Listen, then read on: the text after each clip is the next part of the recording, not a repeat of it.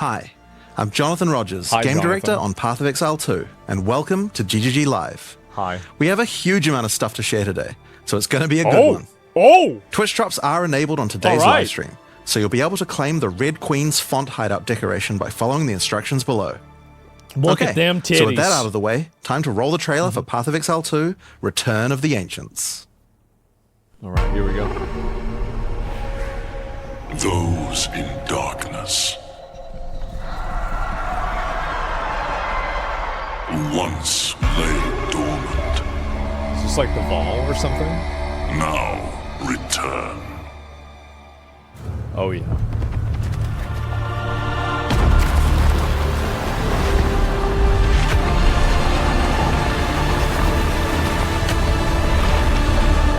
We who came before rise again. Damn! Behold, the first edict. Man, new in-game quest, Origins of Divinity. What is this? Oh, shit! 30 new in-game... Wait, what? 30 new in-game areas. New Arbiter Pinnacle... Oh, shit! Right of the Nameless. Ritual reworked. Oh, fuck. You say Mage Blood?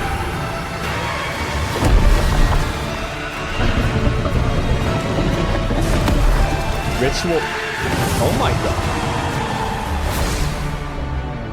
Waking the Dreamer. They're really going in on the lore. What the fuck was that? Breach reworked. Again. We become one. Another in-game quest. You are completely alone. Oh my god.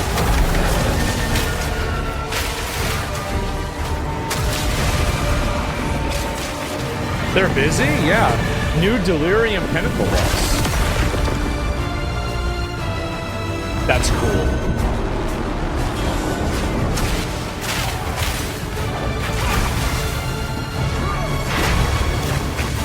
Damn.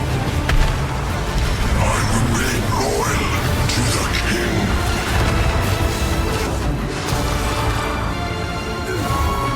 Man. The sword? Did you guys see that? I didn't see it. Expedition. How many new bosses are they adding? Hunt like it's your last. Continue the Holy search. fuck. See what you can find. Atlas classes?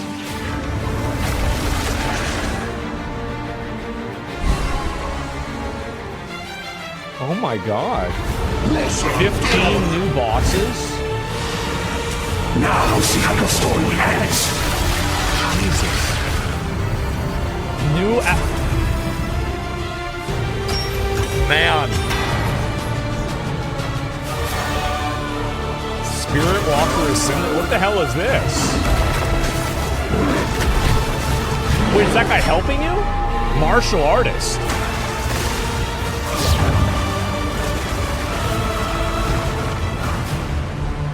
$40 new uniques. Oh my god.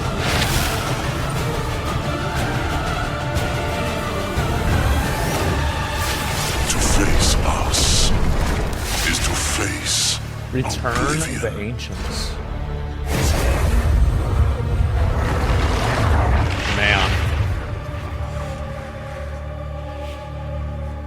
Man, that was pretty cool. May 29th. Is that what it said? So as you can see, there's just so much going on in Return of the Ancients, it's hard for even us to keep track of it all. Now, we promised that this one was going to revamp the Okay, endgame, so I got plenty of and time I'm to very play excited Resident to talk Evil 4. about it. But first, we've got to talk about the League. So to Thought do we'll see that, me I'm going next to week. hand things over to Mark. Okay. Hi, I'm Mark Roberts, Game Director didn't on know. Path of Exile. Now, for those of you who are new to Path of Exile, Yeah. each time we release an update, we also release a new league. Not only do we have a new economy, but we also introduce new content through the campaign, which gives you a fresh play experience right from the start of the was game, insane. as well as new mechanics, storylines, and in-game bosses. In the Runes of Elder League, you will encounter a man being attacked by the undead in Clearfell. Yeah. That was like my first After build. saving him, he introduces himself as Pharaoh, a young blacksmith trying to bring back the ancient art of Ezomite runesmithing. Okay. He has been collating his discoveries in a tome and is keen to show you how runesmithing works. By inscribing symbols on these ancient Ezomite remnants, you can create all manner of old magics. Unfortunately, on doing so, the corpses of the nearby undead are revived and infused with some of the latent power, making for a difficult fight. It's pretty simple. Look at that worm. After defeating these monsters, Pharaoh realizes that runesmithing is a dangerous business. Yeah, I would assume And he is so. going to need the help of someone a little more martially Classic. inclined to discover these secrets. He lends you his tome and asks that you note down anything you discover when you return to him. In each area in the Runes of Elder League, you will find a remnant. And as you approach it, you will notice that some symbols are already present, and some are waiting for you to fill them in. Depending on which symbols are already present, you will have different options for which items you can create using this magic. For example, if you combine Tempest and Lightning, you can create an Orb of Augmentation. Okay, that's pretty simple. Yeah, I get Arc Nemesis too. Yeah, I mean, I feel like, if you played PoE, like, you instantly get it, right? It's pretty obvious. Like, yeah, okay, But I be get careful. it. The 'Cause there's gonna symbols be, like, used to 4 or craft the 5 of them items later on. also Yeah. empower the monsters Super around the simple. remnant, who will be revived as undead to fight again with different properties depending on what runes you used. So, if you use a fire rune in your recipe, Yeah. the monsters will be empowered with fire. Of course. Or if you use a moon rune, lunar beams will rain down as you got a fight the big-ass hammer. monsters.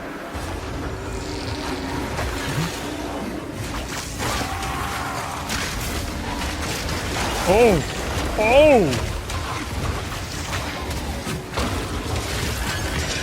I was thinking about playing that build, but I After just the couldn't fight, get into it. break the remnant to receive the item you crafted. As you get higher level, you Lunar will beam start is to the find Goy remnants beam? with more Is that slots for more runes, allowing you to craft wow. rarer items. There's like a As the number of multi-level. slots increases though, more waves of monsters will be see, added, you knew this is what it was gonna be. with each wave being empowered by more and more of the runes. Oh, oh, oh, oh! And this can get pretty dicey, because some of the runes can have powerful effects. Damn. I hope there's one where it just like spawns a boss. Like, I always think those are really cool. Like the Oath rune, which will cause one monster to be nominated as a leader, spawning What? waves of minions. The leader itself will be invincible, but killing its minions will deal damage to it. Oh, okay. That's cool. Yep. Get thorned. I tried to make a thorns build, it didn't work. Because I'm an idiot. Greater Chaos Orb, ooh. Some recipes can get pretty large, requiring 6, Jesus. 7, 6, 7? or even 8 runes. 8? Ooh! But don't worry, you won't have to remember them.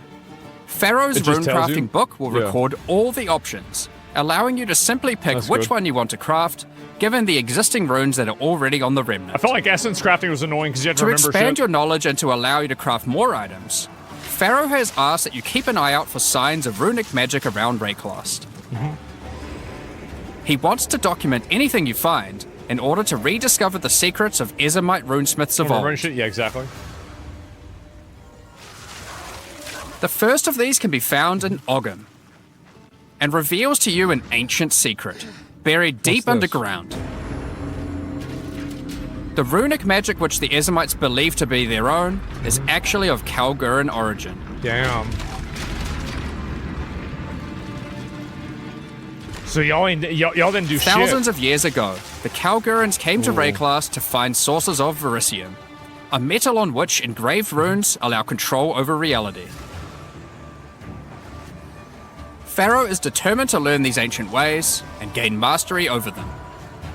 If you can bring him more Verisium, he'll be able to use it to smith power into any armor, Is this granting you Runic deterministic? Ward. The How does this power work? harnessed by the Kalgurans since ancient times. What does that mean? What's Runic Ward? Runic Ward is a new resource that protects you from death. What? Should you run out of life, your Runic Ward will kick in, sustaining your body until your life can return.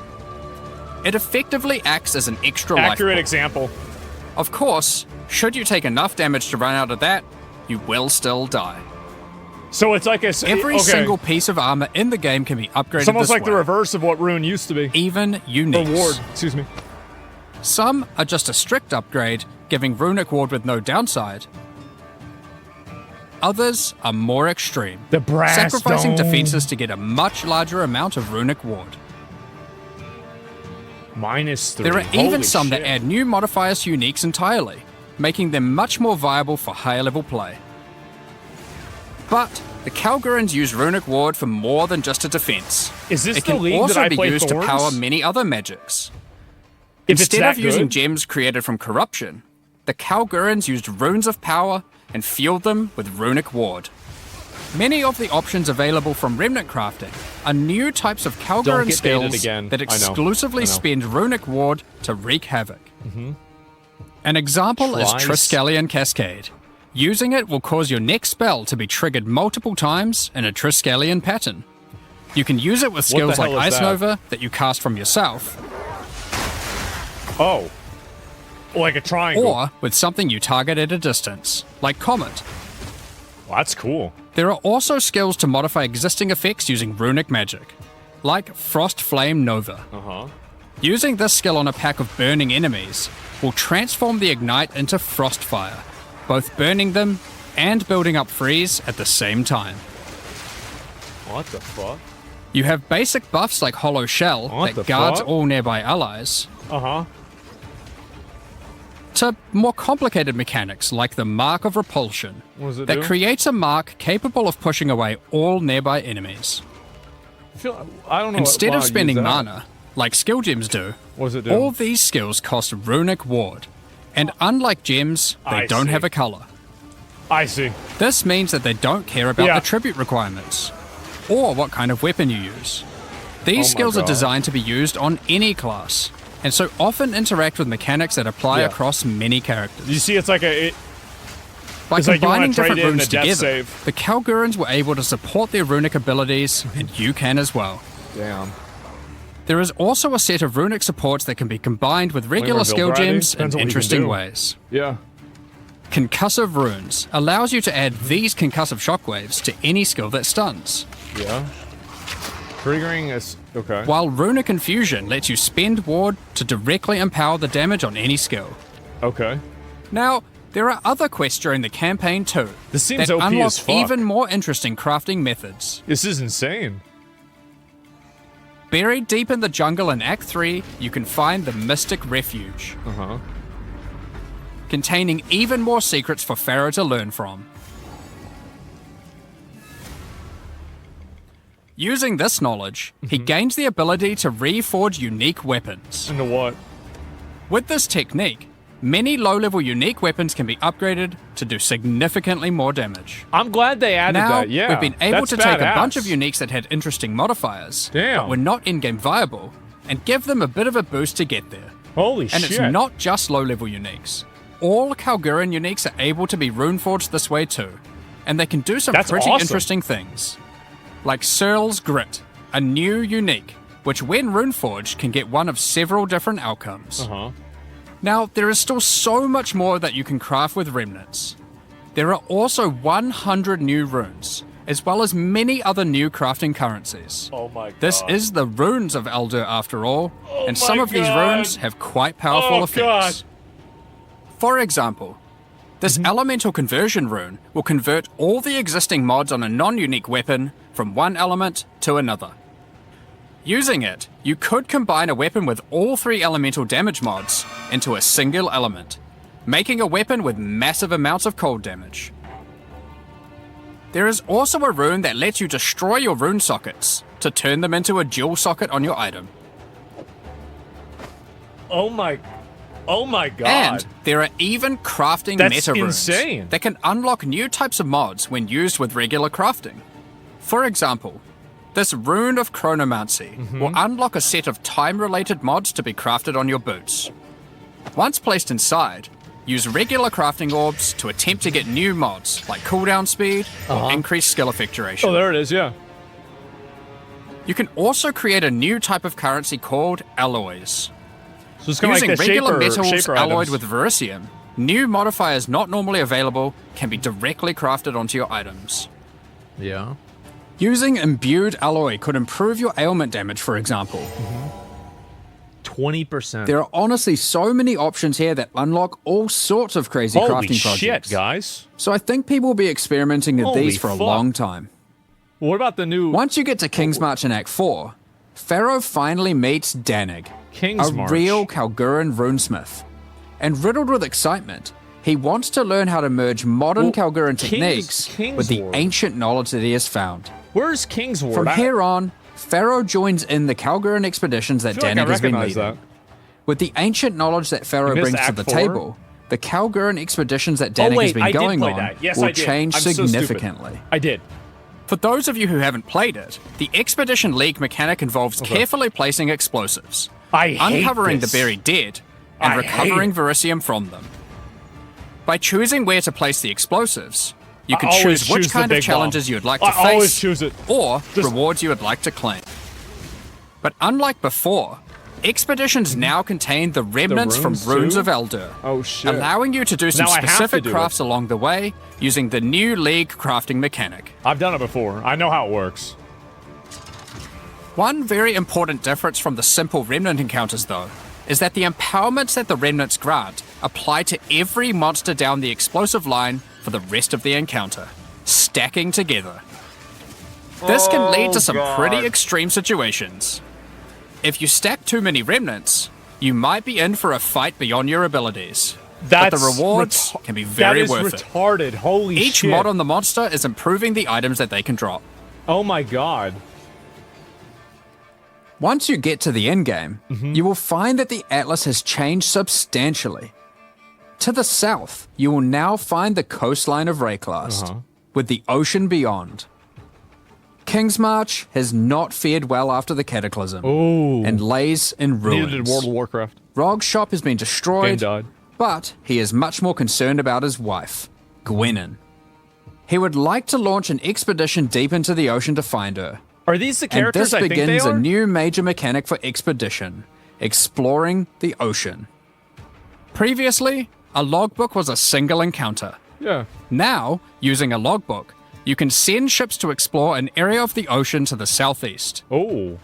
uncovering a range of islands to begin your Oh. search for Gwenyn.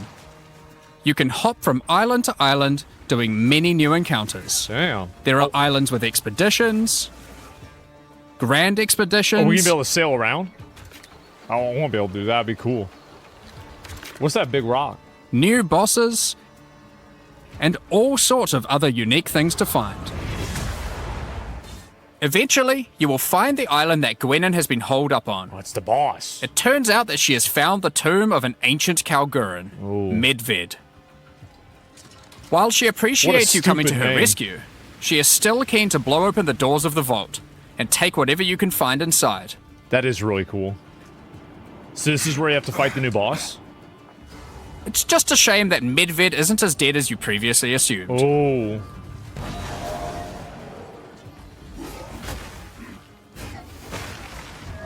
Just did 0 damage. Now, after you have defeated Medved, you will find another logbook. And this time, you can use it to choose which direction you want to explore. Okay. The ocean is vast and contains a huge number of new islands to find. With each logbook, you can explore one sector and you can go as deep as you like. So is it like Delve? There are all sorts of What interesting the fuck? Wait, what happened? objects to uncover and dungeons to explore. Sorry about that. Many of the islands have expeditions with totally new mechanics. Like what? So for example, here is a volcanic island with voltaxic sulfite. Blowing up the sulfite will unleash extra waves of enemies. Yeah. But there is also this wall with a suspicious light coming from behind it. On blowing it open, a giant ogre comes out, and he is determined to eat as much sulfite as possible. The more sulfite mounds that you have blown up, the more empowered and the more rewarding he will become. Honestly, I might play Necromancer this league just because I want to beat all the content. I might, like... These islands contain all sorts of little secrets that you can find. I might have to go all in. Free trapped wisps. This is a lot. Handicap Herald, the easy route? Yeah. Blow open root doors. To be fair, I know how to play it, right? I mean, come Even on, guys. raise ancient precursor technology. And of course, more bosses. There are more and further vaults to blow up, and one of them in particular is pretty important. The Tomb of Uhtred, the Star Who's Drinker. this? Uhtred, the Star Drinker?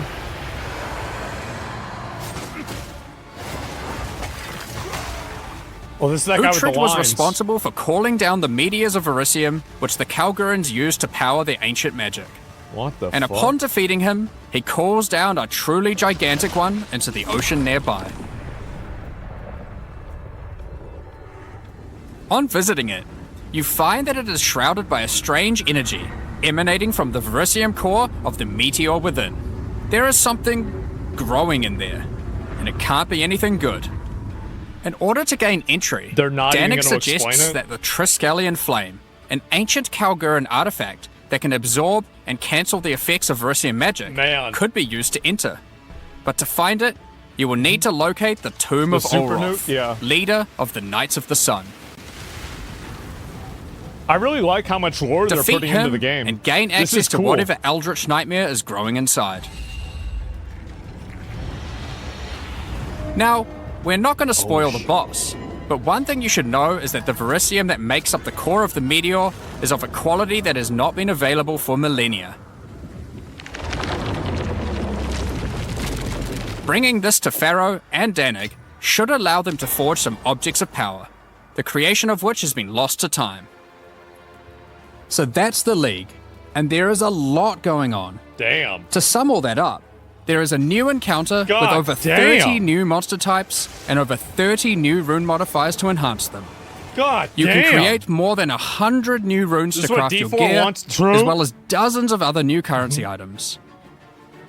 And there are new quests added to the campaign to unlock bonked 'em. even more new crafting options.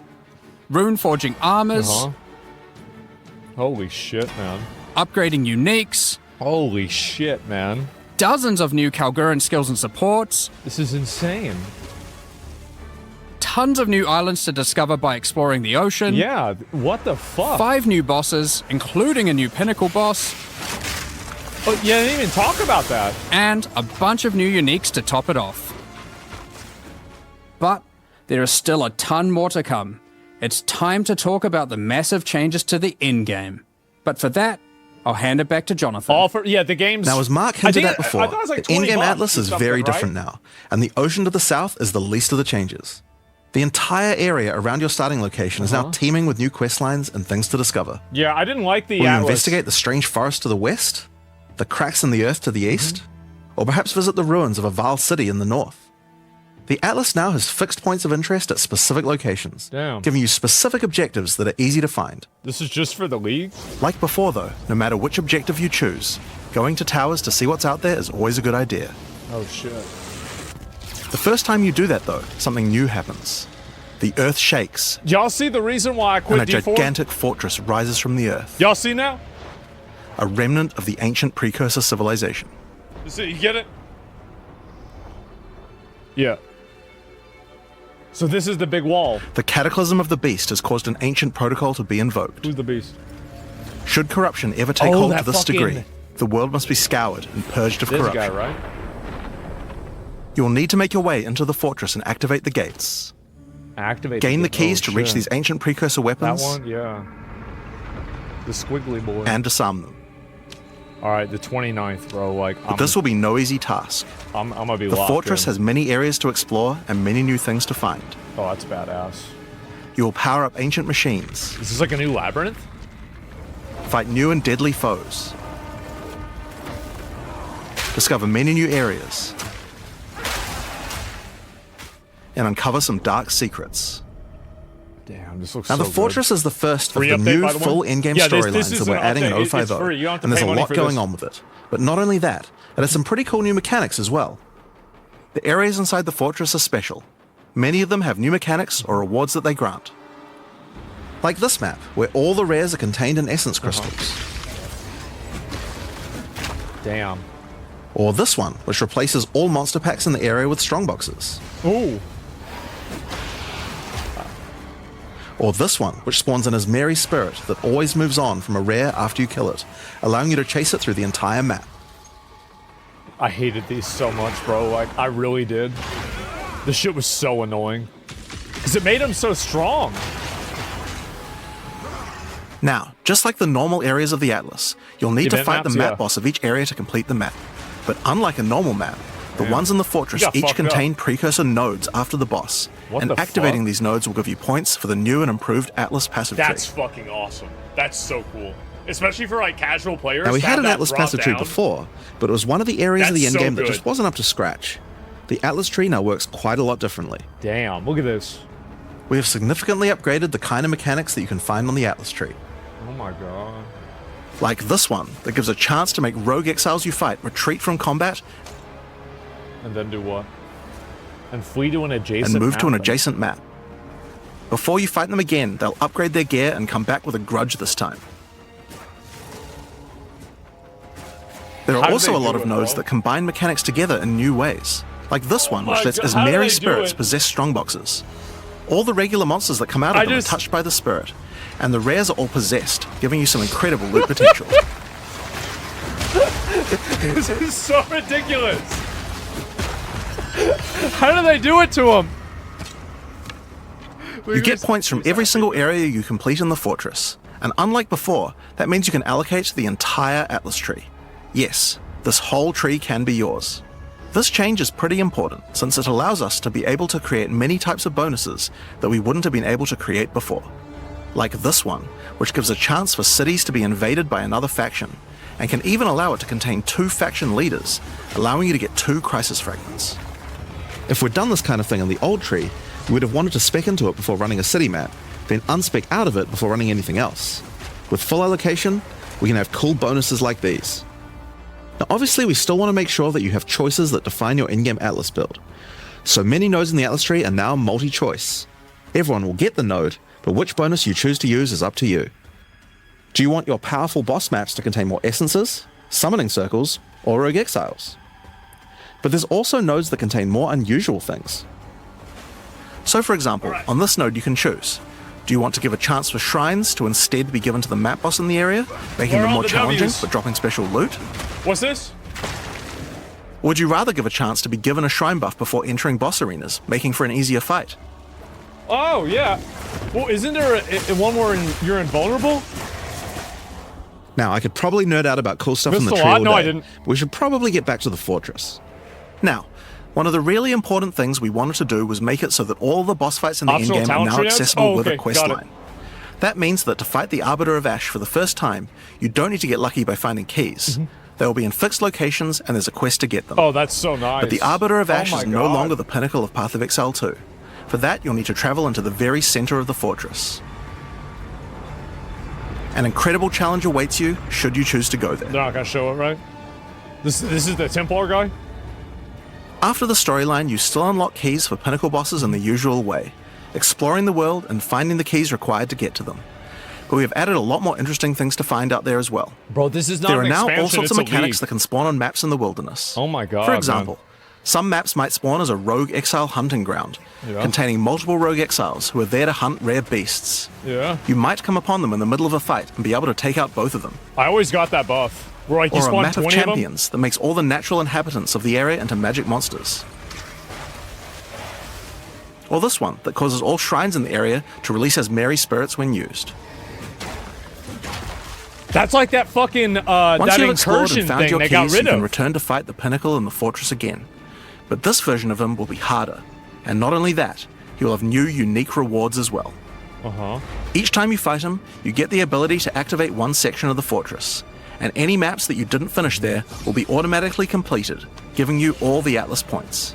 So if you're the type of player who doesn't want to explore the fortress, and instead just race out into the infinite Atlas, you still have a way to get all those points. Man. So that's the Origins of Divinity storyline.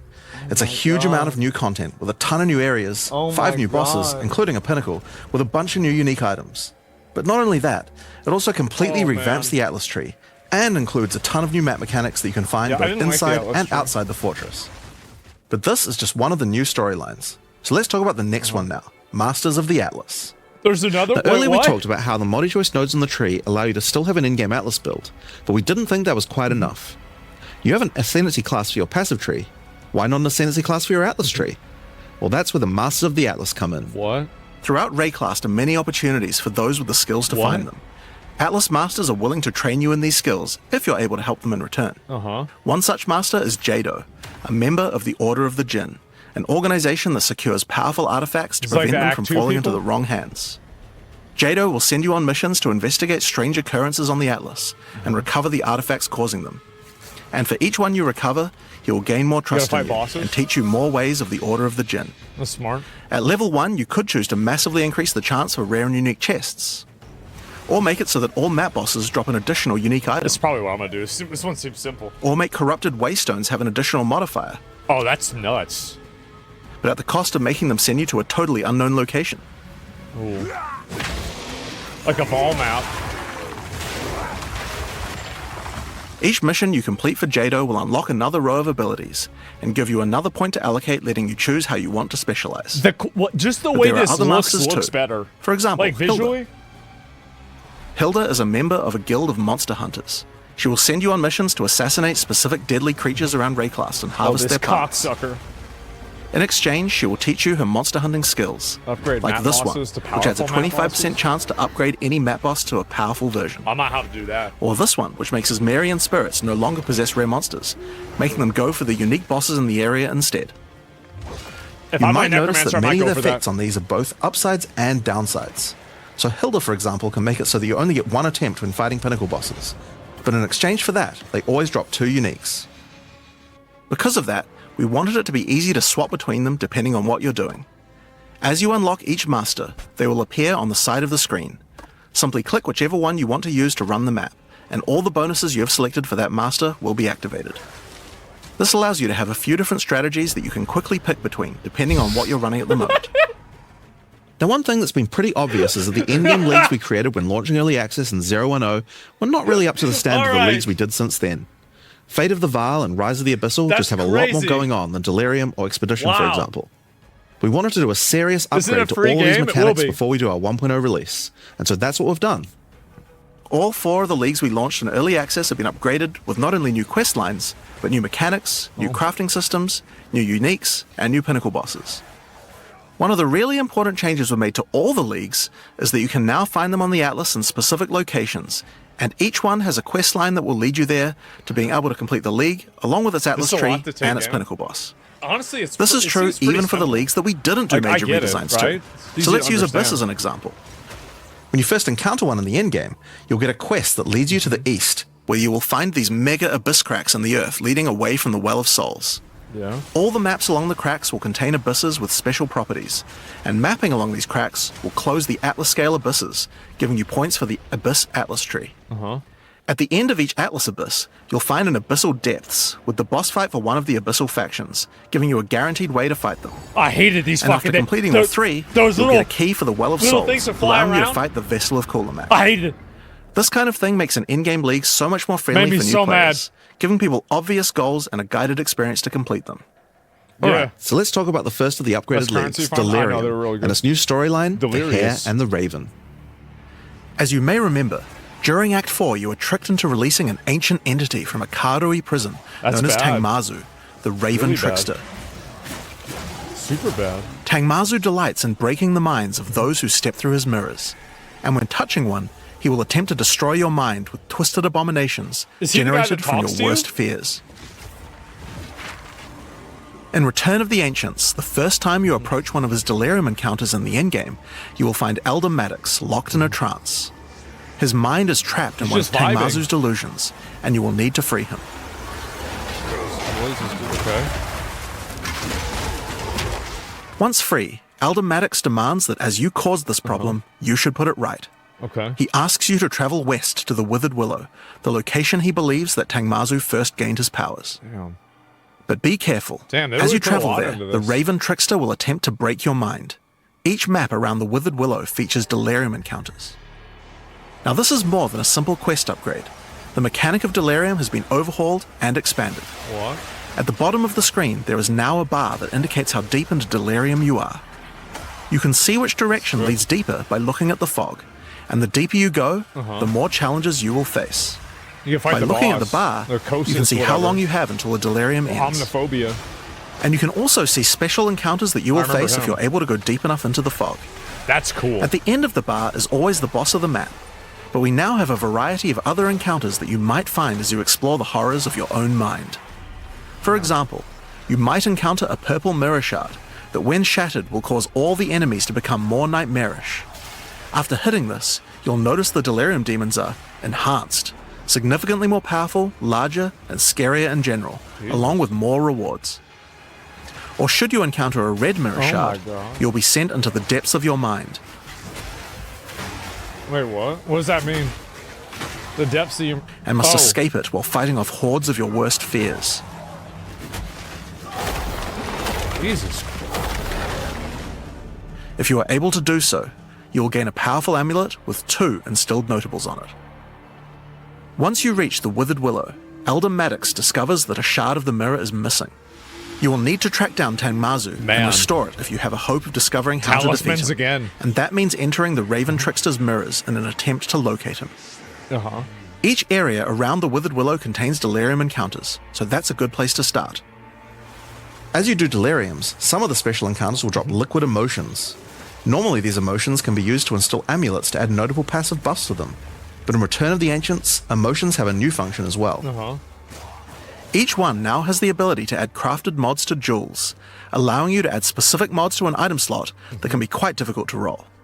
For example, Liquid Despair will allow you to add critical hit chance, while Liquid Suffering will allow you to add movement speed or Air of Effect to your jewels. Wow. But there are many more. That's... Once you've done enough delirium Really encounters, good. What the the location fuck? of a grand mirror, an entrance into Tangmazu's realm is Grand revealed. mirror? But it won't be that simple to enter. Using go his in. powers, he reflects the map boss for a ridiculous empowered fight, then destroys the entrance into his realm of madness. The fuck? Is that the Arbor attack? This is crazy. In order to find him now, you'll need to let the insanity fully into your There's mind. a lot of boss A mechanics strange here. I'm fruit gonna is have to left play behind which you Necromancer can again. consume to fully embrace the madness in an Yeah. attempt to reach the Raven Trickster's realm.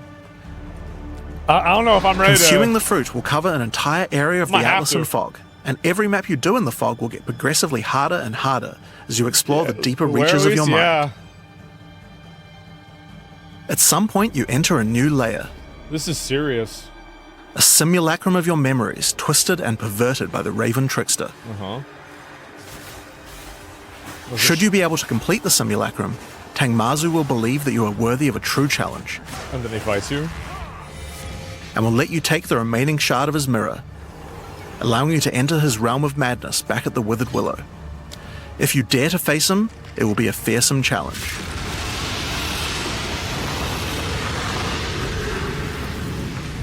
What the fuck? So, that's the new storyline of Delirium. That's really cool. As you can see, it's not only a quest line, there are new mechanics, new crafting options, and new boss fights. But one question you might have is, what happens after? What do you mean after? Well, once you've completed the story, grand What do you mirrors mean? will start appearing on the Atlas sometimes after It's completing like, Delirium like encounters. 100 hours. After doing the Grand Mirror, you can select where on the Atlas you want to do your fruit-induced drug trip and get another key to fight Tangmazu. But this time, the fight will be quite a bit harder. And not only that, the fight will be able to drop a bunch of new uniques that were not available in the questline version. Oh my god. We'll show some of those later. Oh my After god. doing a Grand Mirror, the decision of where to spread the fog can be important, because there are some potent emotions that only come from certain map bosses affected by Delirium this way. Like Do you have all to, emotions, min-max it? they can craft special mods onto jewels, but these potent emotions can create mods that you can't get any other way. Dude. So for example, Potent liquid melancholy is an emotion that can only come from human bosses, and Who allows you to thought add all a this variety shit of on-hit up? effects. I don't know. Also, you might want to try instilling amulets Ken with these Spirit. emotions. They could have some interesting effects, with some powerful notables that do not normally exist on the tree. Wait, what? Oh, Like it's Storm's like a Rebuke, blight. which Blight makes crafting. armor break boost your cold and lightning damage. But also notables from a clearly deranged mind, Next fire like Calm's suicide. Blessing. This skill allows you to ancestrally boost fire spells. Ooh, after that's using a actually war really cry. good. How about using an ancestral flame blast? Now, just like before, you can also upgrade the Whoa. league by getting points for a dedicated Delirium that. Atlas tree. But this now works in a much better way and has much cooler effects. Mm-hmm. The maps in the Delirium area of the Atlas give you Delirium passive points for completing them, so it's easy to see how to progress. Some nodes will add new types of mirror shard encounters to your Deliriums. Like this one, which will pause the Delirium for some amount of time, You got fucked allowing up. you to more easily get to higher depths. Oh, damn. Or this one, which adds extra Delirium modifiers to monsters when you pick it up. I forgot which talent tree There are this also is. nodes that can add new types of drops, like this I one, don't know which which one it modifies is. simulacrum encounters to add special liquid emotions, which can craft time-lost jewels. Uh-huh. And nodes that apply to the Atlas mechanics of the League, like this one, which causes the Grand Mirror to spread Delirium fog over a larger area of the Atlas, Holy potentially fuck. containing multiple simulacrums. Alright, so that's the changes to Delirium. The core mechanic now includes a bunch of new things to find, new monsters to that's kill, one and has mechanic. new mechanics on the Atlas. It also has new crafting system for jewels, and over 20 new unlockable notables for amulets. Not only that, but you have a new pinnacle boss with a bunch of new unique items, and a massively upgraded Atlas tree just for Delirium. But there's still a lot more to come, so let's talk about Breach next. When you first do a Breach in the endgame, no. you'll find Aelith, one of the Keepers of the Flame, an Oh ancient my- order of monks dedicated to my preventing the God. Hiveborn from entering the world. What? As you seem to be a keen slayer of demons, Aelith would like to recruit you to the Order and asks that you travel to their monastery to the south. Oh my god. On the way there, you'll start to encounter more breaches, and will notice one of the first changes this is to the the breach first minor mechanic. mechanic. Now You it's still the have to next kill one. monsters as fast as you can to keep the breach open, but now you can visibly see how much time you Don't have left get to keep it intimidated, open, guys. It's and not how as each kill complicated extends as its it duration. appears. You just watch the Once you've Zizrain reached the video and he'll play monastery, the game for you you. will learn more about Don't the worry about Keepers. In the 25 years since the events of Keepers of the Flame in Path of Exile 1, the war with the Hiveborn has not gone well, and they have managed to establish a foothold in the world nearby. Looks like a, A gigantic shithole. area has fallen to the Scourge, Yeah. and the Keepers are unable to get inside. Inside the monastery is the Genesis Tree, a powerful asset to the war effort, stolen from the enemy and gifted to the Keepers by the Dreamer himself. Using the tree, Aelith could create a breach stone and penetrate the Hiveborn foothold, but without Hive Blood, the tree has withered. To get Hive Blood, you will need to take advantage of another new mechanic of breach. What's that? If you can keep the otherworldly portal open for long enough, the breach will stabilize and will enter a new phase. Like the whole map? The Hiveborn will send their toughest miscreations to defeat you, and the breach will not close until you can annihilate them, dropping Hive Blood that you can use to restore the Genesis Tree.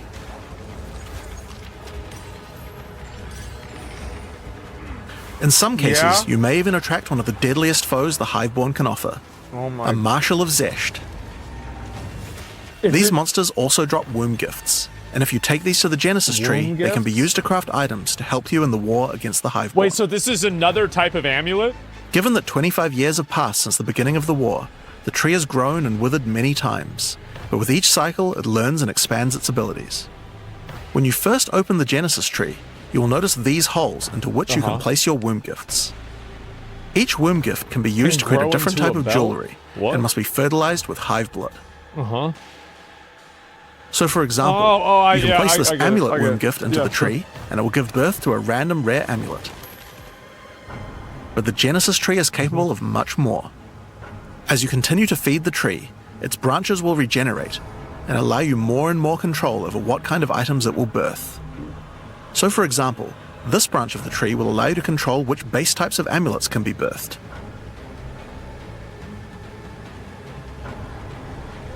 And as you go deeper, it will even allow you to create new base types that you can't get anywhere else. What? Oh my god. A tree Like this within one, a tree. which gives you an entire spirit skill for free. Uh-huh. Or this one, which has a rune socket in it. Okay. To the left and right are branches that will let you New control crafting which system? mods Yes. the amulet can get, including making sure that they're higher level or controlling which specific mods that they will always have. Uh-huh. With 15 points to allocate, you will have to choose wisely how you want to specialize your crafts, but it's worth noting that this tree doesn't have any cost to respecking it.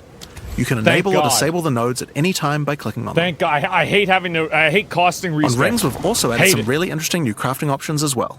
You have a bunch of new base types like these, Yeah. but you also have entire new classes of mods that can be added.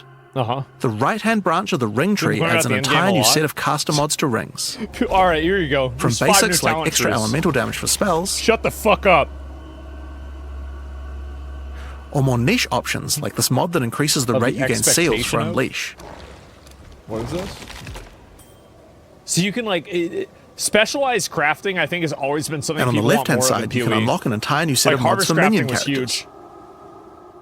This stuff is actually pretty important. Oh, minion because bu- casters oh, and shit. minion builds didn't have as many slots with interesting item crafting compared to attack Surpassing builds. The Genesis tree narrows that gap. Oh my god. There are also trees for belts Oh my god. and currency. Oh my I won't go over God. them too much here, but there are all sorts of goodies in these too, Yeah. like being able to create new catalysts for jewels, or a belt that gives lightning damage. What? Once you've done enough breach encounters, you may finally get a womb gift capable of birthing a breach stone. Uh huh. What is it? What is a breach stone now?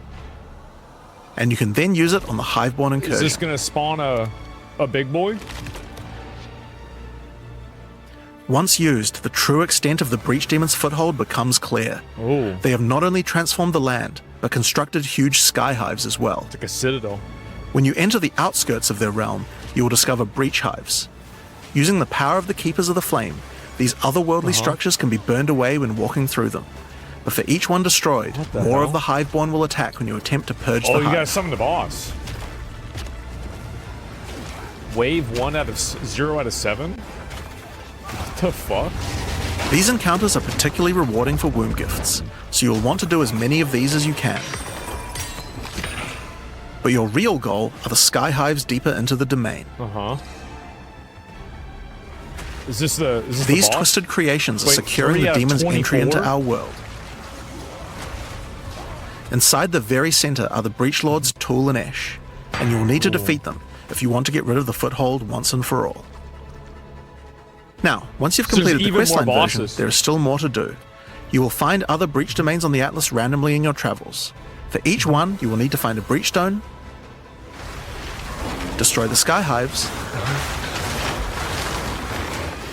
and defeat the Breach Lords. God damn.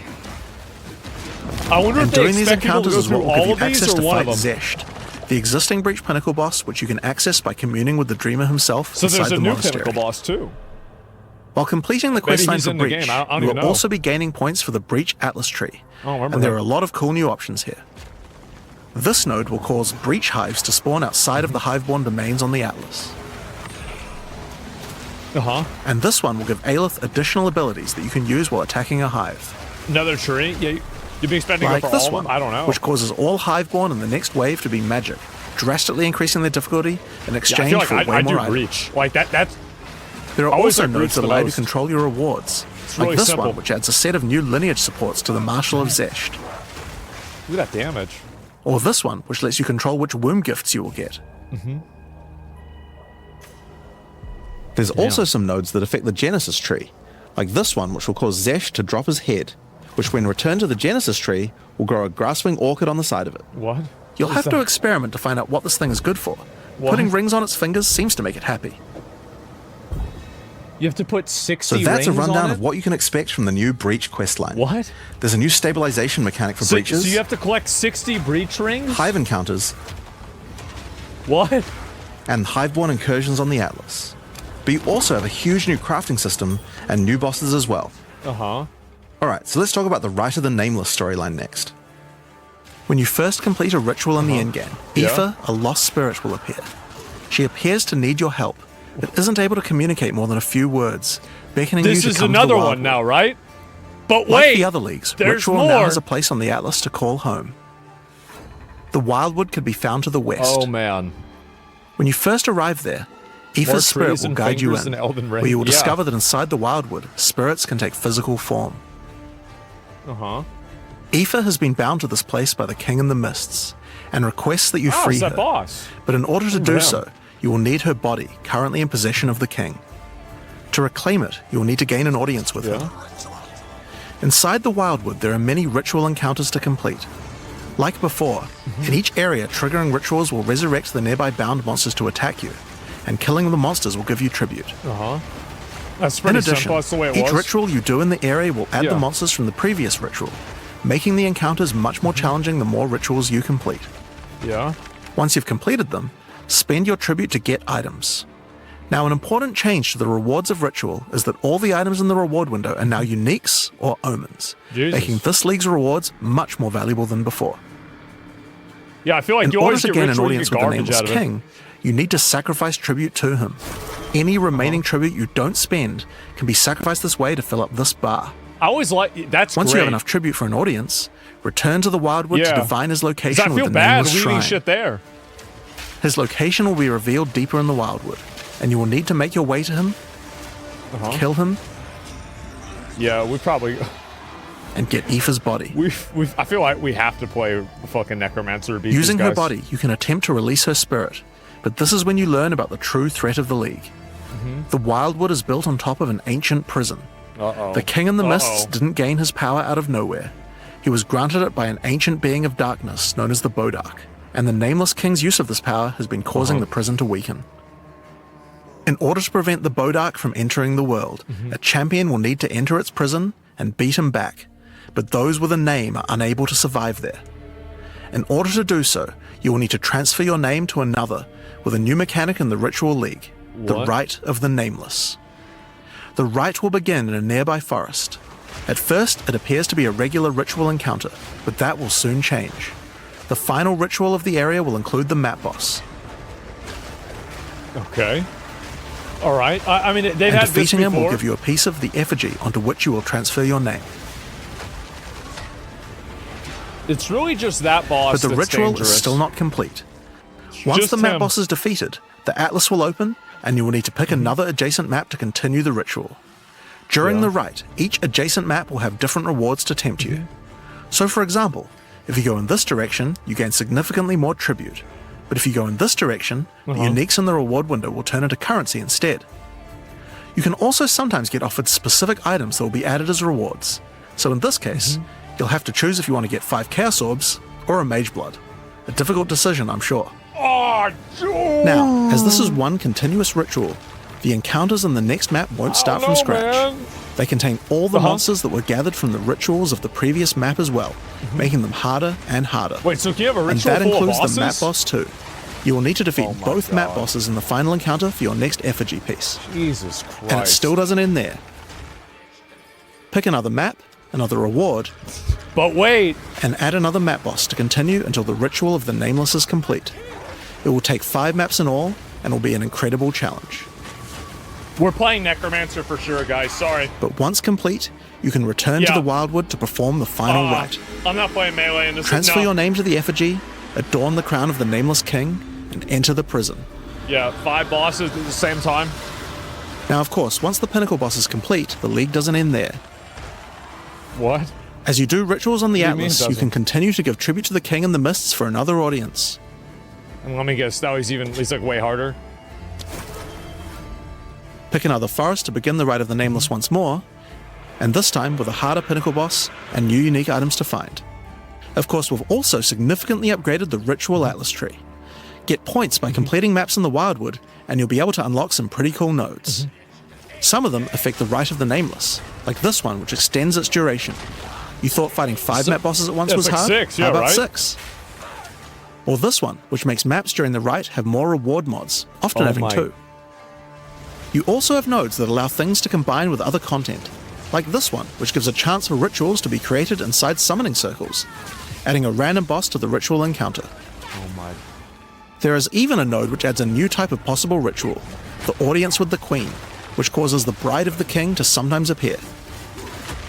Okay, so that's ritual. Oh my. But let's have a look at what this means for endgame content as a whole for Path of Exile 2. Oh my god. When you include the expedition changes made by the League, I forgot we have a total about that. of 5 new in-game storylines. I totally each of which forgot has a about hub, crafting systems, Boss League? areas to Yeah. explore, NPCs, That's what it and a seems pinnacle like. boss as a capstone.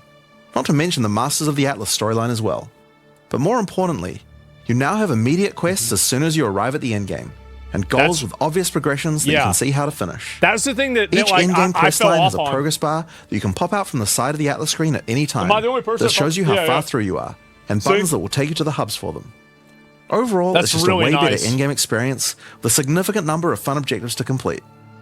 But just in case you didn't have enough goals, we did have one other thing that you might want to complete this league. Oh my god. These are called challenge leagues after all. Where are all the challenges? Well, players of Path of Exile 1 will be used to the fact that each league comes with a series of challenges that you can Yeah, complete I remember in order this. to prove that you are indeed the best. Yeah. We haven't done these yet in Path of Exile 2, but it's time to change that. Oh no. If you're able to complete them, you'll earn pieces of the Knight of Alder armor set. Oh my god. Opening the challenge screen will show you a series of 8 challenges. After completing each one, anyone in chat or in the forums will be able to see your prowess. In addition, you'll get a statue to put in your hideout Just showing to anyone you stunt trade on with them how many hoes. challenges you've completed. Yes.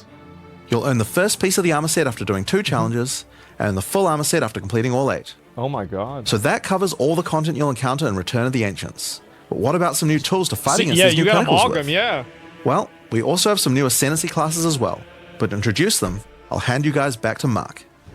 As Jonathan said, we have 2 new classes to show you today, the Spirit Walker and the Martial Artist. Let's start with the Huntress's new class, the Spirit Walker. Okay. The Spirit Walker has developed an affinity with the Asmerian animal spirits. All right. She is able to infuse the power of multiple spirits at her choosing. Oh, that's cool. On the bottom part of the class, you will find paths for each wisp you would like to commune with, be they primal, vivid, Yeah. or wild. What does this mean? Each one can Birds? give you different abilities that align with the stag, owl, or bear. Oh, the bear. What about Each bear? ability bear. gives you a method to become possessed by wisps of that type, and a new ability when you spend them. The stag allows you to summon stampedes when you attack. Okay. The owl grants boons in the form of their feathers, which adds extra projectiles and Spinny enhances boys. the projectile speed of your next skill. Okay. And the bear simply summons a giant bear companion to your side. The bear will maul, slam, leap, and do intimidating roars to debuff your enemies.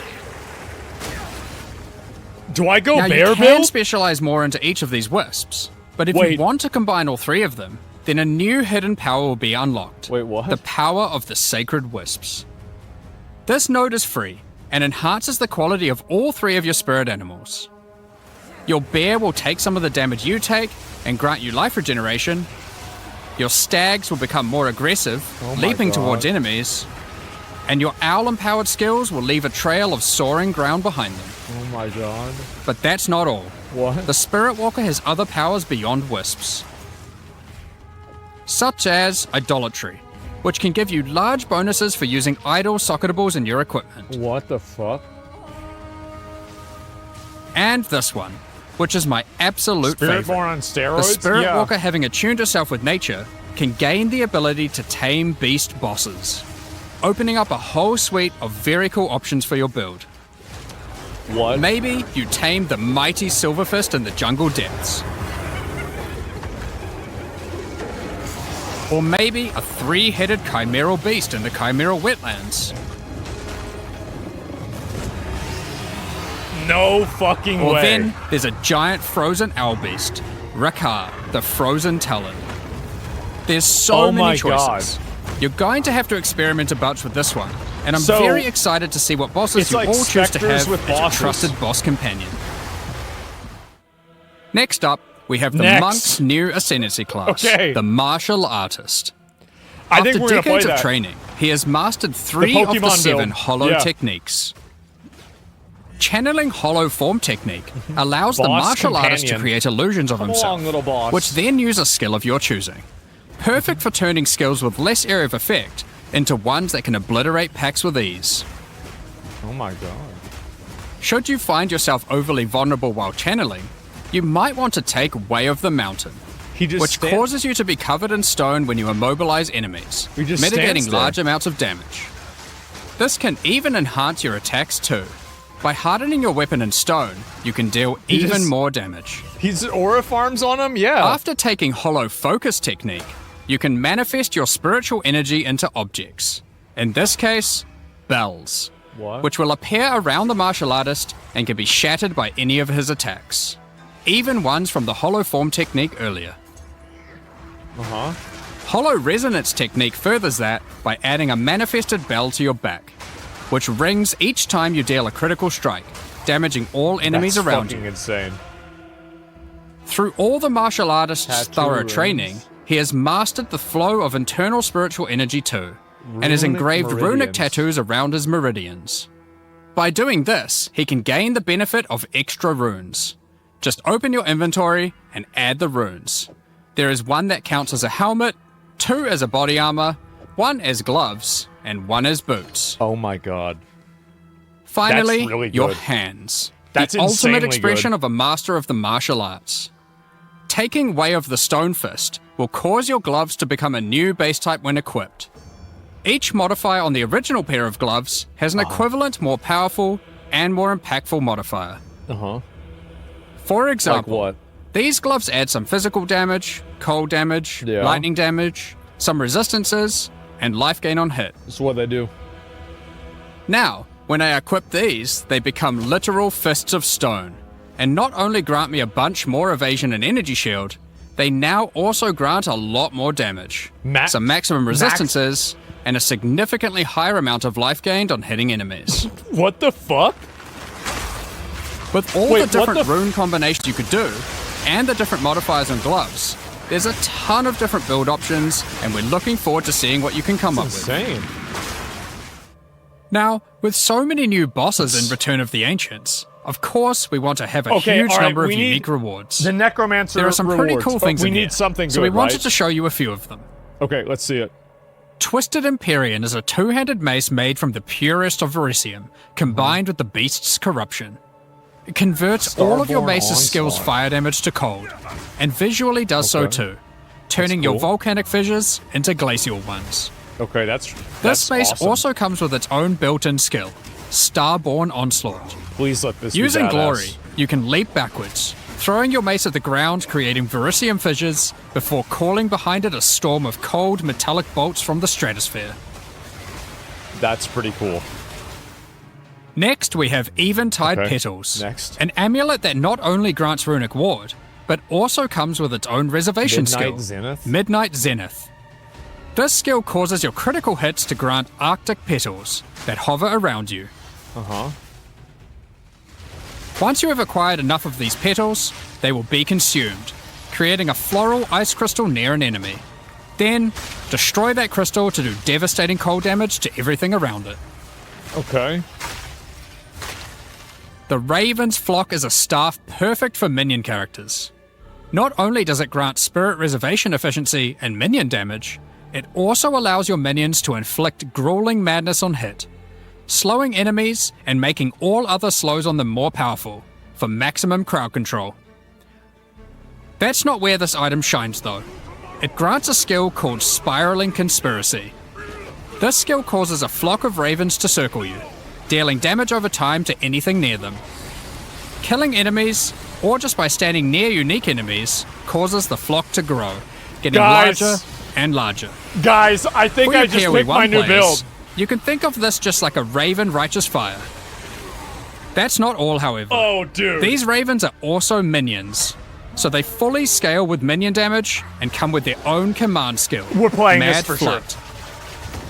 This command skill causes your flock to create a tunnel of deathly damage between a set of illusory Uh-huh. mirrors, obliterating anything in between. Oh my god.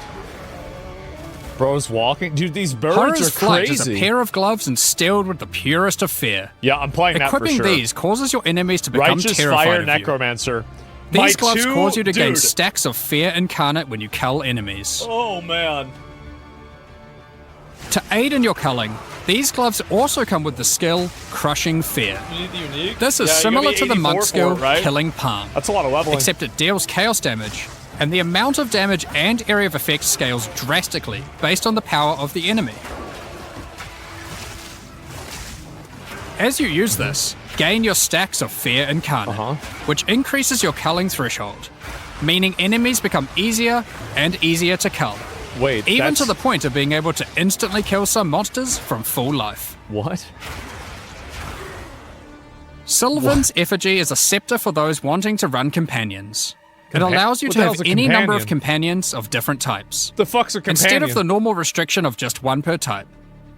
But what makes this cool is the Asmerian wolf companion it comes with. This is a persistent minion that bites foes to maim them, leaps to cause bleeding, and even howls to buff nearby allies.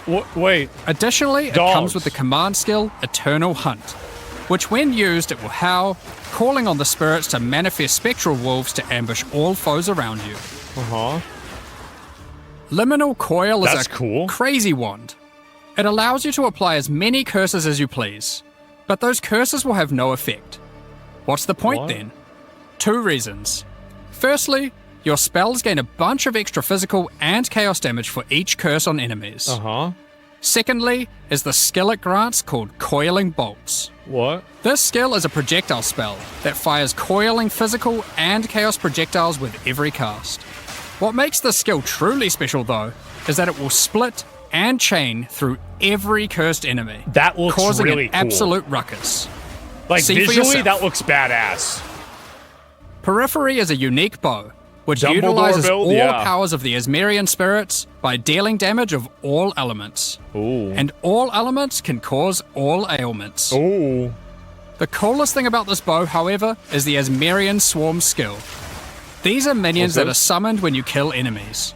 They will pursue all nearby enemies, fireballs? damaging them and Like the, inflicting a debuff on them that boosts your elemental damage even further. Jesus. Watch as you mow enemies down, and the swarms of Asmerian wisps aid you, melting enemies one screen at a time. Oh my god, dude. Oh my god. The Ordained is a new spear, mastering in physical and lightning damage, this? with high critical is strike this the one chance from too. that boss? This spear allows you to leech life not only from physical damage, but lightning too. Yeah. It also creates a fragment of divinity nearby periodically. What are those? Well, What are those? this spear has the skill Righteous Descent, which is an epic, Ooh, divine Paladins leap have this in aided D4. by angelic wings. If you use the skill when a fragment of divinity is nearby, it will become empowered, dealing significantly more damage, gaining massive area of effect, and bypassing its cooldown. When fighting a boss, let a bunch of the So you can fragments just jump on spawn, them? and then just unleash your divine havoc, obliterating them. Jesus. Last, but not least, we have a new unique jewel. Voices. Voices is simple. That It was in consumes PoE one 1, jewel right? slot to add more.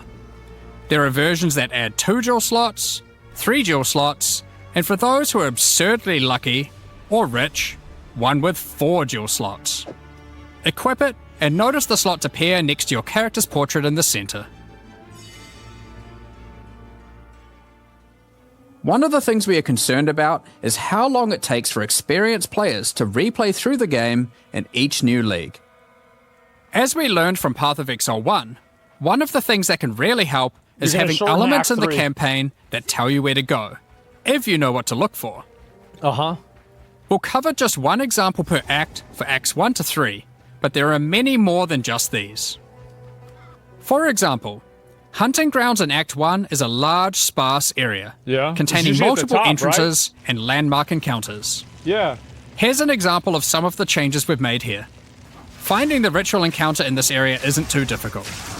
Now after completing it, a trail of locusts will lead to the entrance to Freythorn. Oh, Just wow. follow it and find the source of the evil.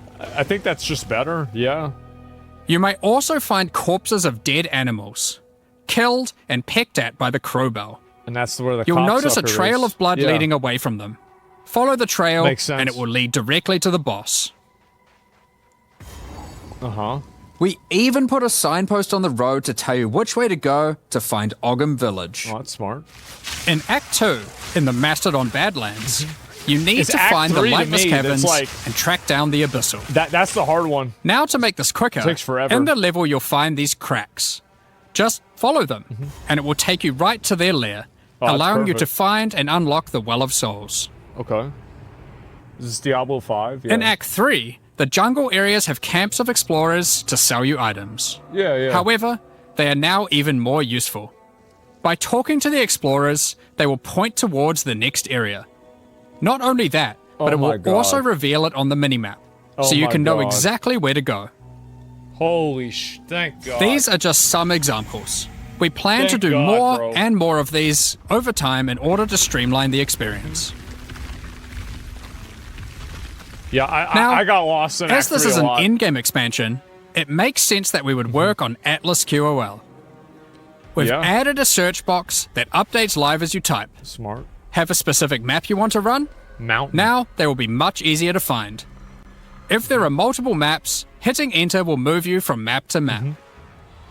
Now, making a character build in Path of Exile 2 can be pretty complex. Yes. And instead of designing a build yourself, People many copy it. players enjoy following online build guides.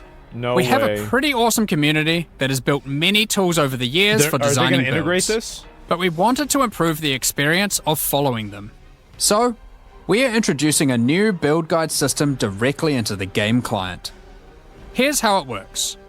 Community creators who write build guides can now create a new file format, a build file. Once downloaded, the builds appear in the in-game client, and selecting one will show you everything you need to know to make that build. So you Oh can my see all God. the passives you need to allocate, No more alt tabbing ascendancy back and points you forth? need to take, skill gems you need to equip, and recommendations for all the support gems you need to use as well. Holy shit.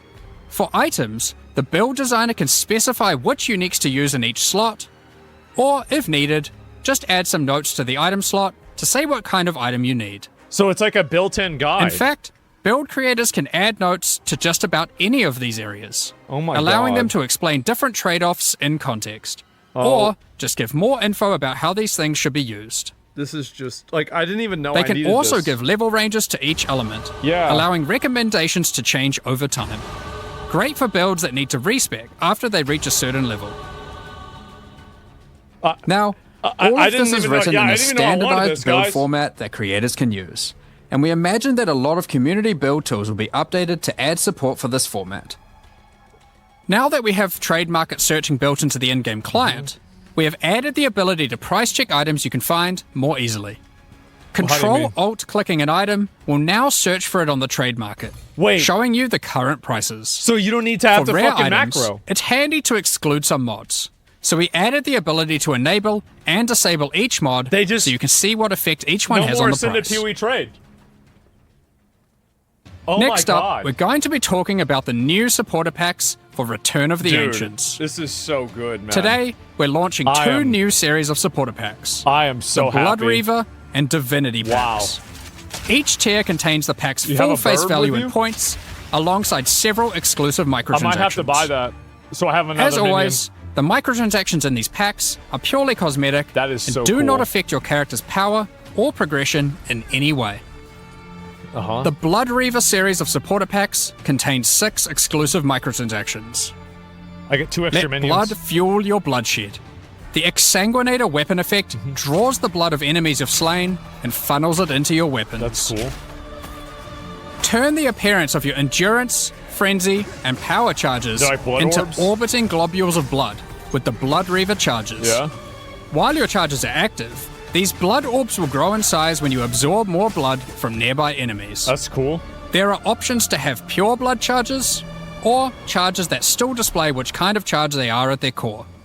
That's A so taste cool. for blood doesn't negate a taste for style. The Elite Blood Reaver armor features crimson leathers and golden accents to set yourself apart from uncivilized leeches. It also features a back attachment, fashioned out of the What does it wing do? of a colossal bat. I don't see it. Oh, now I see it. Alongside every Blood Reaver is confused. their trusted gargoyle pet. In true gargoyle fashion, Does it they help take fight? the form of a stone statue when you are idle, Oh, man. leaping into action when you're on the move again. Lore accurate. What good is immortality if you don't have a vast mansion to come home to at the end of the day? Dracula's The Eternal fucking Blood Reaver castle. supporter pack contains the Blood Reaver Manor Hideout. This exquisite 2-story estate features an organ, a grand Damn. dining table, It's like and people's bodies? cages for your visitors. You can alter the Can you walls to put create as somebody in many or few rooms as you like. Last but not least, the Servant of the Manor, eternally bound to the Order of the Blood Oh my Reavers. God. This henchman will manage your store, so you can spend more time spilling blood. Stop that. Jesus. We won't disappoint you. But if we do, you've our permission to beat us most violently. That's nuts. The Divinity Pack series also contains 6 exclusive microtransactions. Call on Divinity to aid you in eluding enemy hits with the Divinity Dodge Roll effect. As you sprint, actual Divine Lightning wings will form out of your back, leaving a trail of radiance as you engage or escape from combat. For situations that are too dicey, call on the gods above to send down the Storm of Divinity portal to create a safe passage for you to retreat through. Adorn yourself with the Knight of Divinity armor set, a highly revered attire only bestowed to those deemed worthy for the divine cause. Equipping the Divine Surge character effect empowers you with a storm of divine energy. Using skills causes the storm to burst from your character, spilling raw divinity into the area around you. The Arbiter of Divinity wings are the final piece remaining to emphasize the force divinity has over this realm. This ancient precursor machine was found locked away in a highly guarded vault. Its original purpose is unclear, but it has been altered to fuel your maps using the pure, everlasting divinity within the statue. The pillars surrounding represent how many portals you have left for your map. This map device also tracks your progress as you complete the new Origins of Divinity storyline, added this expansion. Additionally, all microtransactions from the supporter packs will be made available for use in Path That of looks Exile fucking 1. cool. On release weekend, Wait, we will you also have be it on releasing the PoE 1? Return of the Ancients mystery box, which Holy will contain shit. 2 armor sets, a set of map devices for your in-game adventures, a new tracking scroll that records the amount of currency you've gained from the currency exchange Jesus. or your shop, and much more, like a set of finisher effects and affinity stashes. Oh, That's not all, however. of course The not. Fragment stash tab is finally coming to Path of Exile 2. Oh, wow. And with I'm not even it familiar comes some with this. tabception. Inside this one tab, there's a tab for your various boss key fragments. There's also a tab It's like for a little all your folder, precursor see? tablets, with each type of tablet getting 6 tabs of storage. Finally, there's a Tabception? tab for Yes. your Djinn barriers and inscribed ultimatums, both of which get their own 6 tabs. That's a lot of amazing. tabs. Great. So that's everything in 050. This Oh, is by that's it? far the biggest update we've ever made Yeah. to PoE 1 or 2. New in-game Oh my storylines, god. pinnacle bosses, Oh my god. crafting systems, items, ascendancy classes, and so much more. What the Now, fuck, because this man? update contains so much in-game content, we're doing significantly more testing than usual. That's what I was For that to thinking, at the end happen, of the we're month? taking a little longer than usual between the announcement and the release. 050 will be released in 3 weeks on May the 29th. This is gonna with go the patch so notes hard. being released on the Friday before that, on May 21st. But there's just one more thing to talk about. Now that the endgame is up to scratch, we have to start talking about our plan for 1.0 release. Oh. The feedback we've had during early access has been critical for making all the improvements that we'll be making to the game. At the same time, we had to create enough in-game content to make an RPG that can call itself a successor to Path of Exile 1. Right. Well, with 050, we now believe we have reached that point. And so this is going to be the last full-size league during early access. That's right, the next big update is going to be 1.0. Now, normally we would do our next big content release in August, but in the run-up to full release, our plans take a little longer on this one. As big as 050 is, 1.0 is even bigger. So we'll be launching 1.0 this year sometime after ExileCon. But that doesn't mean we won't be doing updates in the meantime. In this final phase, we have a lot of things to polish throughout the game and balance to improve. I'm sure there'll also be feedback about the new endgame that we need to incorporate too. The difference is that the focus is not going to be on adding more content like the previous updates, it's going to be on improving what we already have. Make it better, yeah. But we still want to encourage people to try out all the balance changes and improvements that we're making. So we're going to be running a few event leagues during this phase alongside each update. Okay. Think remixes of existing mechanics or features.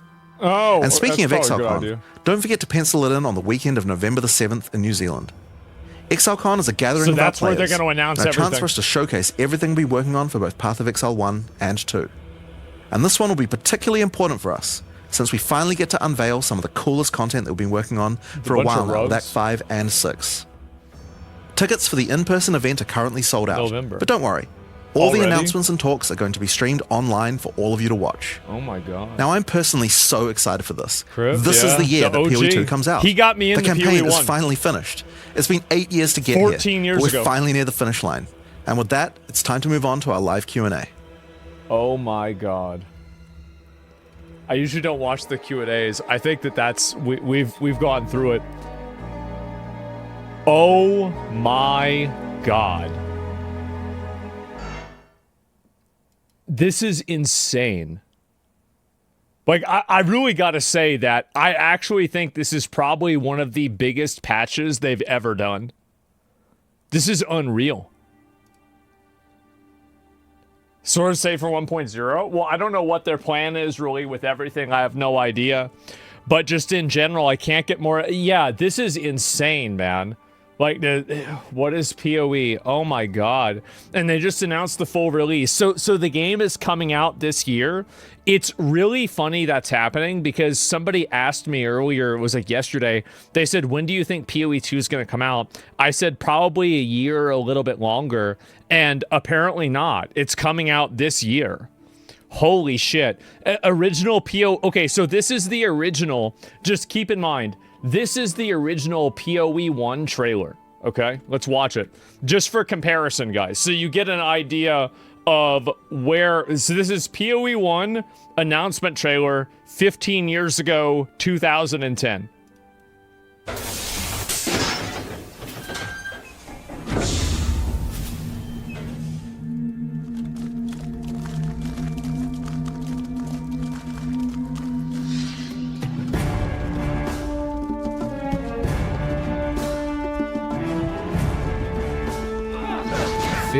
Years later.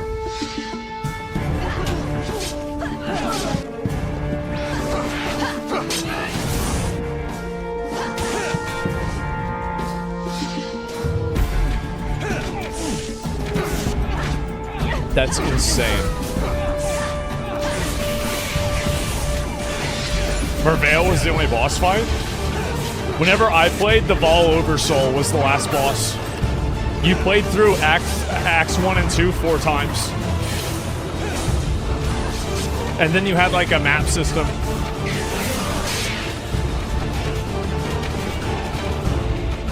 Man.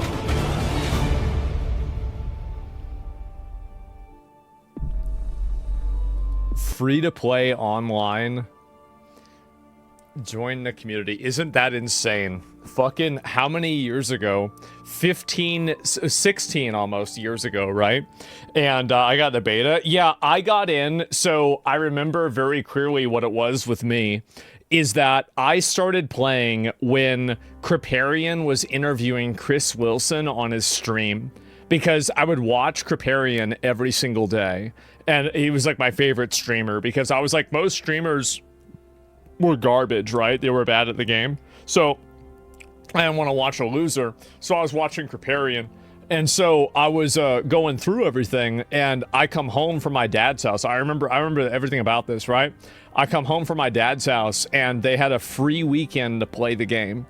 And so I'm watching him play it, and at the beginning, I actually thought he was playing Diablo 2. And then I found out it was a new game that was being made.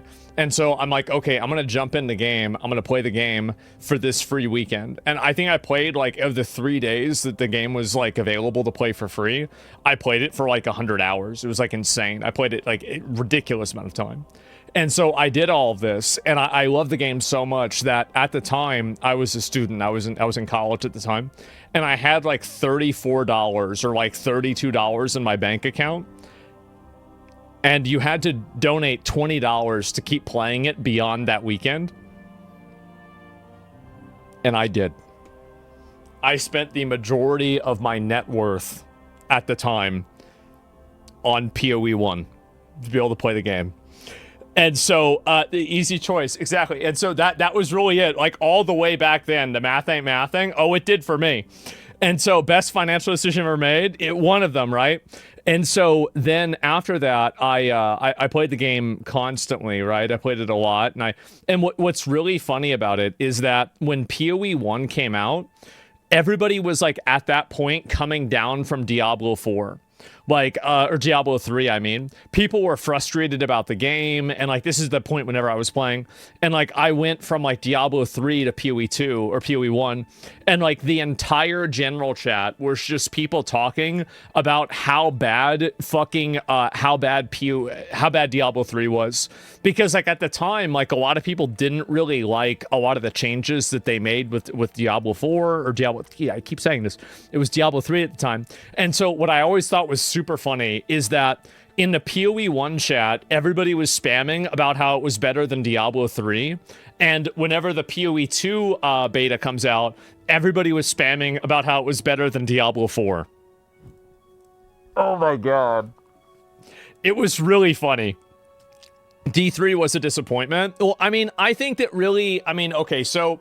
I mean, D3 was really fun on release, like, I liked it, but it just had, like, the problem, and this is the issue that Blizzard had, was, like, there were so many unnecessary L's with D3, and also, like, with D4, I feel like the game is a lot different. I haven't really played it enough to, like, really have that strong of an opinion on it, at least recently. But, like, the reason why I don't really, like, this is why I don't really play a lot of Diablo 4 right now, is that I feel like they're just, it's not interesting to me. Like, I don't find the game to be interesting. It's just, you just continually play for, like, you know, like, kind of scripted numerical upgrades for you to continually play. And I just got kind of bored with it. And I'm gonna be real, like, whenever I fought that tutorial boss in D4, like, I did it on, like, the hardest difficulty, which is, like, they said it was, like, you're supposed to have, like, legendaries and shit. I didn't have anything, so I just fought the boss, like, raw. And in doing so, I had to actually, like, deal with, like, a lot of the mechanic intricacies.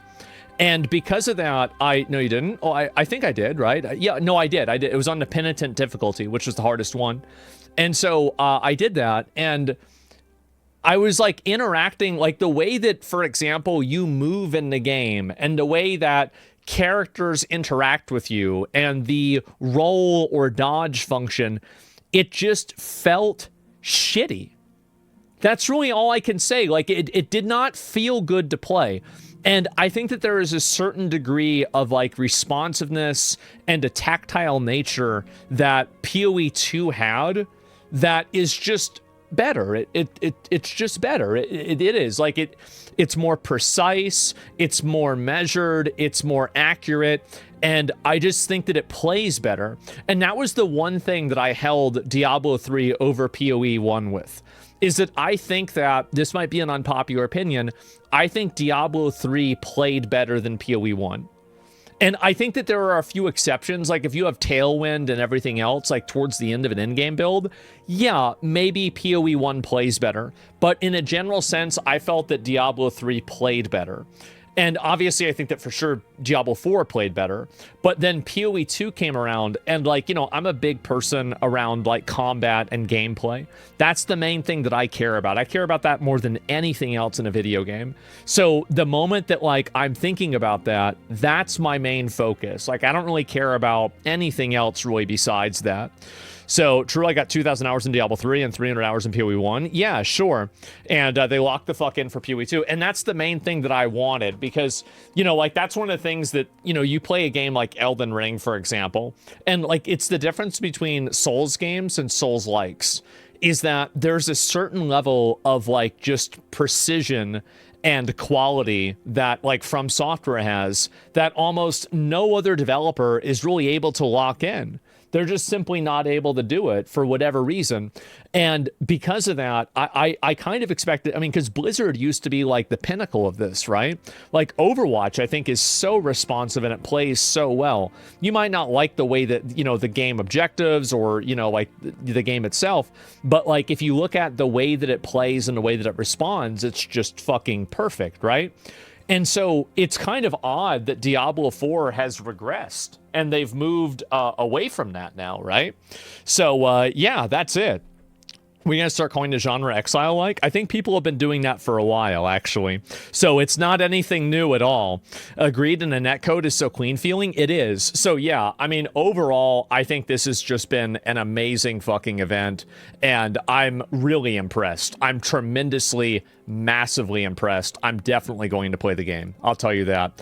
I'm 100% going to play the game. I'm really excited for it, and that's really about all there is to it. I'm super happy. That's awesome. Like, From Software is like Swiss made. Yeah, sure, right? D4 new expansion's pretty responsive, man. You play PoE 2 and you'll see the difference, right?